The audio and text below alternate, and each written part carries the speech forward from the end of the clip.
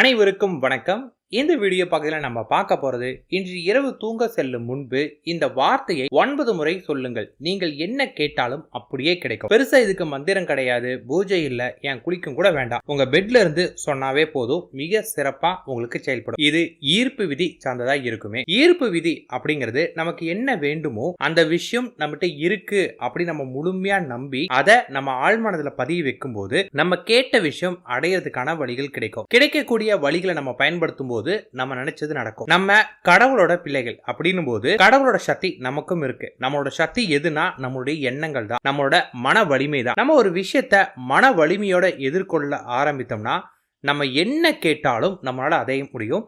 நம்ம என்ன விரும்பினாலுமே அதை நம்ம நிச்சயமா அடைஞ்சே தீருமே. அதுல ரொம்ப முக்கியமான ஒன்று தான் நன்றி. நன்றி உணர்வு அப்படின்னு இதை சொல்லுவாங்க. நீங்க உங்ககிட்ட இருக்கக்கூடிய எல்லா விஷயத்துக்குமே நன்றி சொல்லும் போது நீங்க எவ்வளவு பெரிய பிளஸ் ஆன பர்சன் அப்படின்னு உங்களை புரிஞ்சுக்க முடியும். அதாவது நீங்க காலையில எந்திரிச்ச உடனே எனக்கு இன்னைக்கு காலையில ரொம்ப நல்ல நாளா விடிஞ்சிருக்கு, இதுக்கு எனக்கு கடவுளுக்கு நன்றி அப்படின்னு ஆரம்பிச்சீங்கன்னா எத்தனையோ பேருக்கு யோசிச்சு பாருங்க, அந்த காலை நேரம் கூட பாத்தீங்கன்னா ஒரு மகிழ்ச்சி இல்லாம இருப்பாங்க. அப்ப அத்தனை பேரை விட நீங்க ஒரு சந்தோஷமான காலை வாழ்க்கை உங்களுக்கு கிடைச்சிருக்கு. காலையில நீங்க சாப்பிடுறீங்க தெரியுமா, அந்த சாப்பாடு எத்தனையோ பேருக்கு இல்லாம இருக்கு, அதுக்கு நன்றி சொல்லுங்க. இந்த மாதிரி உங்களுக்கு இருக்கக்கூடிய சின்ன சின்ன விஷயங்கள் கூட பாத்தீங்கன்னா நீங்க நன்றி சொல்லிட்டு வரும்போது உங்களுக்கே தெரிய வரும், உங்களோட வாழ்க்கை ரொம்பவும் சிறப்பான ஒன்றா இருக்கு, எல்லாமே உங்களுக்கு சிறப்பா இருக்குது அப்படின்னு தெரிய ஆரம்பிக்கும். பிகாஸ் நமக்கு கிடைச்ச வாழ்க்கை, நமக்கு கிடைச்ச விஷயங்கள் நிறைய பேருக்கு கிடைக்காம இருக்குது. நிறைய பேருக்கு கிடைக்காத விஷயங்கள் கூட நமக்கு கிடைச்சிருக்கு. இதை கொடுத்து இந்த கடவுளுக்கு நம்ம நன்றி சொல்லணும். அப்படி சொல்லும் போது நம்ம வாழ்க்கை ஒரு ஃபுல்ஃபில் ஆகும். ஏன்னு கேட்டிங்கன்னா நம்ம எப்பயுமே நமக்கு என்ன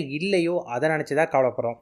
நான் ஆசைப்பட்ட மாதிரி என்கிட்ட ஒரு BMW கார் இல்லை, எனக்கு நான் ஆசைப்பட்ட மாதிரி ஒரு பெரிய காஸ்ட்லியான ட்ரம் பைக் கிடையாது, இந்த மாதிரி பார்த்தீங்கன்னா எனக்கு இல்லை இல்லை இல்லை அப்படின்னு நினச்சிட்டு நம்ம இல்லாதே நினைக்கிறப்ப பார்த்தீங்கன்னா நம்ம வாழ்க்கை ஒரு நெகட்டிவான ஒரு பாத்துக்குள்ள போக ஆரம்பிக்கும். அப்போ நம்மளோட வாழ்க்கையை நம்ம வாழ்றதே பார்த்தீங்கன்னா ஒரு வெறுமையாக வாழ ஆரம்பிப்போம். அந்த வெறுமையோட பிரதிபலிப்பு எப்படி இருக்கும் அப்படின்னு கேட்டிங்கன்னா உங்களோட நிகழ்காலமும் வெறுமையில் இருக்கும், வருங்காலமும் வெறுமைக்கு மாற ஆரம்பிக்கும். ஏன்னா இப்ப நீங்க சந்தோஷமா இருந்தா மட்டும்தான் உங்களோட வருங்காலம் சந்தோஷமா இருக்கும். இப்ப நீங்க எனக்கு கிடைக்கல கிடைக்கல கிடைக்கலன்னு சோகமா இருக்கிறனால வருங்காலமும் நமக்கு சோகமா அமைய ஆரம்பிக்கும். எப்ப நீங்க இப்ப எனக்கு கொடுத்த எல்லாத்துக்கும் நன்றி நன்றி நன்றின்னு நன்றி உணர்வோட சந்தோஷமா இருக்கிறீங்களோ, வருங்காலத்துல உங்களுக்கு என்னெல்லாம் கிடைக்கல அப்படின்னு நீங்க கேட்குறீங்களோ அது எல்லாமே கிடைக்க ஆரம்பிக்கும். இந்த சின்ன விஷயத்தை மட்டும் புரிஞ்சுக்கிட்டீங்கன்னா நீங்க ஆசைப்பட்ட வாழ்க்கை வாழ ஆரம்பிக்கலாம். அதுதான் நம்ம மகாபாரதத்துல கிருஷ்ணன் கூட சொல்லியிருப்பாரு, நாளைய சந்தோஷத்திற்காக நிகழ்கால சந்தோஷத்தை ஒருத்த புதைக்கிறான் அப்படின்னா வருங்காலமும் அவனுக்கு சந்தோஷமா கிடைக்காது, அமையாது அப்படின்னு இருக்காரு. அதாவது நீங்க நாளைக்கு நான் நல்லா இருக்கிறதுக்காக இன்னைக்கு நான் கஷ்டப்படுறேன், இன்னைக்கு நான் மகிழ்ச்சி இல்லாம இருக்கிறேன் அப்படின்னீங்கன்னா வருங்காலமும் உங்களுக்கு மகிழ்ச்சியா இருக்கவே இருக்காது. அதனால இன்னைக்கு இந்த நொடி உங்களுக்கு ஆனது.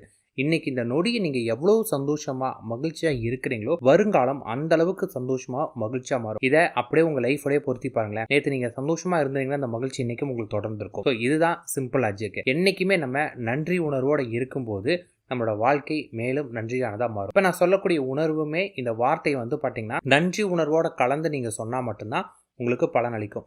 உங்களுக்கு கிடைச்ச விஷயங்கள், உங்க வாழ்க்கையில கிடைச்ச எல்லாத்துக்குமே நாள் முழுக்க நன்றியோட இருங்க. அடுத்தது நைட்டு நீங்க தூங்க போகும்போது உங்களுக்கு என்ன தேவைன்னு நினைக்கிறீங்களோ அதுல தெளிவாய்க்கோங்க. உங்களுக்கு தேவையான விஷயம் இப்போ உங்ககிட்ட இருக்கு அப்படின்னு நன்றியோட சொல்லணும். இப்போ நீங்க கேட்கக்கூடிய விஷயம் பார்த்தீங்கன்னா அதுக்கு நீங்க எலிஜிபிள், அந்த விஷயம் எதுவுமே தேவை கிடையாது. இதுக்கு நான் தகுதியானவனா இருக்கனா அப்படின்னு எதையுமே பார்க்க வேண்டாம். நீங்க என்ன கேட்டாலும் அது உங்களுக்கு இப்போ உங்களுக்கு கிடைக்கும்.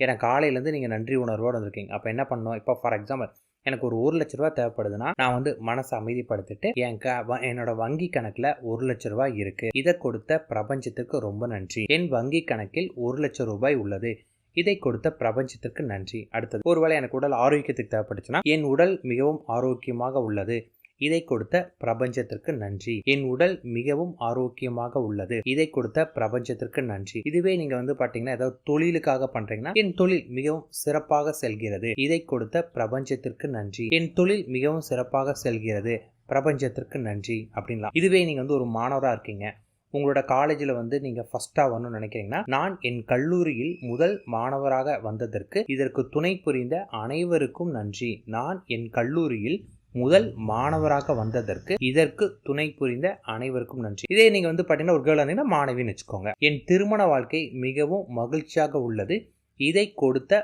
பிரபஞ்சத்திற்கு நன்றி, என் திருமண வாழ்க்கை மிகவும் மகிழ்ச்சியாக உள்ளது. இதை கொடுத்த பிரபஞ்சத்திற்கு நன்றி. இதுவே நீங்க பாத்தீங்கன்னா ஒரு ஹஸ்பண்டோ ஒய்ஃபோ இருக்கீங்க, நீங்க ஒரு குழந்தைங்களோட சந்தோஷமா வாழணும் இது கேட்டீங்கன்னா, நானும் எனது மனைவி பிள்ளைகளுடன் மிகவும் மகிழ்ச்சியாக வாழ்ந்து கொண்டிருக்கிறோம். இதை கொடுத்த பிரபஞ்சத்திற்கு நன்றி. நானும் எனது கணவன் பிள்ளைகளுடன் மகிழ்ச்சியாக வாழ்ந்து கொண்டிருக்கிறேன். இதை கொடுத்த பிரபஞ்சத்திற்கு நன்றி. இந்த மாதிரி பாத்தீங்கன்னா நீங்க கேட்கலாம். இதே போல உங்களுக்கு என்னென்னலாம் வேணுமோ அதை ஆட் பண்ணுங்க. ஏதாவது ஒன்று சொல்லுங்க. நான் எல்லாத்துக்குமே சொல்லியிருக்கேன், அதனால எல்லாத்தையுமே சொல்லலாம். இப்போ உங்களுக்கு பணம்னா ஃபர்ஸ்ட் லைன் மட்டும் சொல்லுங்க. உடல் ஆரோக்கியம்னா செகண்ட் லைன் சொல்லுங்க.